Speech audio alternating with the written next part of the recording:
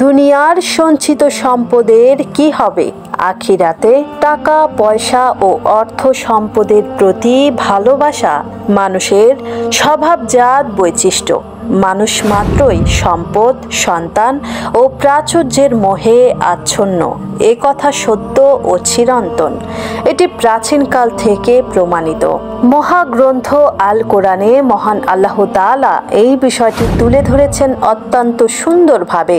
সুবহিত করা হয়েছে মানব জাতির জন্য নারী, সন্তান সন্তাদি, সঞ্চিত স্বর্ণ ও রৌপ্য ভাণ্ডার, প্রশিক্ষিত ঘোড়া, পালিত পশু এবং শস্য ক্ষেতের প্রতি ভালোবাসা ও আকর্ষণকে। এটা পার্থিব জীবনের সম্পদ এবং আল্লাহর কাছে রয়েছে শ্রেষ্ঠতম অবস্থান। আলে ইমরান 14।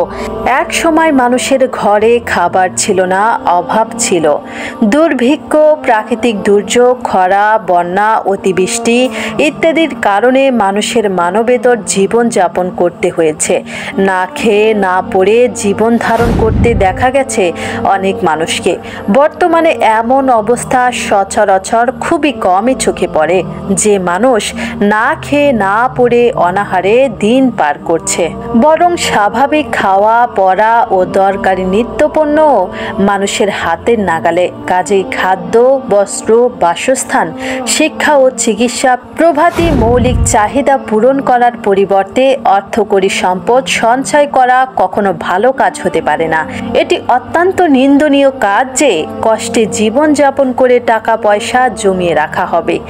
এ জাতীয় কৃপণতা কখনো কারো জন্য কাম্য নয়, বরং প্রয়োজনের সাধ্যমতো খরচ করাই জরুরি। এটাই ইসলামের শিক্ষা। এই জন্য হাদিসে নিজের পরিবারের জন্য খরচ করাকেও সাদকা বলে উল্লেখ করা হয়েছে। পবিত্র কোরআনে মহান আল্লাহ তাআলা বলেন, আর তারা যেন কিছুতেই মনে না করে যে মহান আল্লাহ তাআলা তাদেরকে যা কিছু দিয়েছেন তাতে কৃপণতা করলে তাতে তাদের মঙ্গল আছে, বরং এই কৃপণতা তাদের জন্য অমঙ্গল। তারা যে ধন সম্পদের জন্য কৃপণতা করে কিয়ামতের দিন তাই তাদের গলার বেরি হবে। সূরা আলে ইমরান আয়াত 180। আয়াতের তাফসিরে এমন কৃপণের কথা বলা হয়েছে যে আল্লাহর দেওয়া সম্পদ তার রাস্তায় ব্যয় করে না, এমনকি সে মালের ওয়াজিব জাকাতও করে না।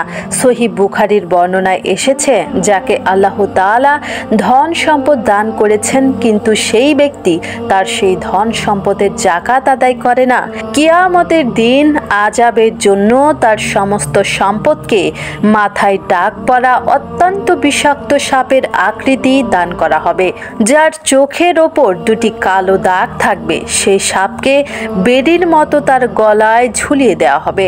অতঃপর সে তাকে দংশন করে বলবে, আমি তোমার মাল, আমি তোমার সেই সঞ্চিত ধন সম্পদ। সহিহ বুখারী হাদিস। উপযুক্ত আলোচনা থেকে আমাদেরকে এই শিক্ষা গ্রহণ করা উচিত যে আমরা আমাদের মাল সম্পদের প্রয়োজন অনুযায়ী অবশ্যই খরচ করব। শুধু জমা করে রাখব না, অথচ সঞ্চয় করা থেকে বিরত থাকব। এমন যেন না হয় যে অর্থ সম্পদ সঞ্চয় করে সম্পদের মালিক হলাম, অঢেল প্রাচুর্য জমা করে রাখলাম, কিন্তু তা আমার কোনো কাজে এলো না। নিজ প্রয়োজনে খরচ করে দুনিয়াতেও উপকৃত হতে পারলাম না। এমনকি নফল দান সদকা ও জাকাত আদায় করার মাধ্যমে পরকালের মুক্তির পথও সুগম হলো না। আবার এমনও হতে পারে আমার মৃত্যুর পর আমার উত্তরাধিকার স্ত্রী ও সন্তানরাও এই সম্পদের সঠিক ব্যবহার করল না। তখন কি হবে? আমার উপায়, এই সঞ্চিত অঢেল প্রাচুর্য ধন সম্পদ কি আমার কোনো কাজে আসবে? তবে এই সঞ্চিত সম্পদের কি হবে?